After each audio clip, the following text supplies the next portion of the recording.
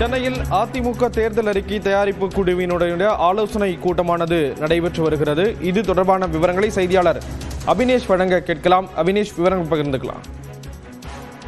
ஸ்ரீராம், தமிழ்நாட்டில் அடுத்த ஆண்டு நடைபெற உள்ள சட்டப்பேரவை பொது தேர்தலில் அதிமுக சார்பில் வெளியிடப்பட உள்ள தேர்தல் அறிக்கை தயாரிப்பதற்கான ஒரு தேர்தல் தயாரிப்பு குழு என்பது அமைக்கப்பட்டது.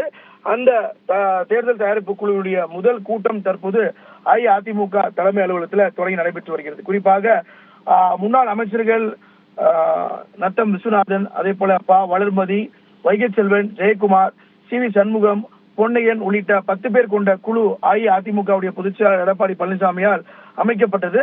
இந்த குழுவுடைய முதல் கூட்டம் அதிமுக தலைமை அலுவலகத்தில் கூடி ஒரு முடிவெடுத்துட்டு இருக்காங்க. குறிப்பாக தமிழ்நாடு முழுவதும் இந்த குழு சுற்றுப்பயணம் மேற்கொண்டு பல்வேறு தரப்பு மக்களிடம், குறிப்பாக விவசாயிகள், தொழிலாளர்கள், மாணவர்கள் உள்ளிட்ட அனைத்து தரப்பு மக்களையும் சந்தித்து கருத்துக்களை கேட்டு அதிமுக சார்பில் இந்த தேர்தல் அறிக்கையை தயாரிக்க திட்டமிட்டிருக்காங்க.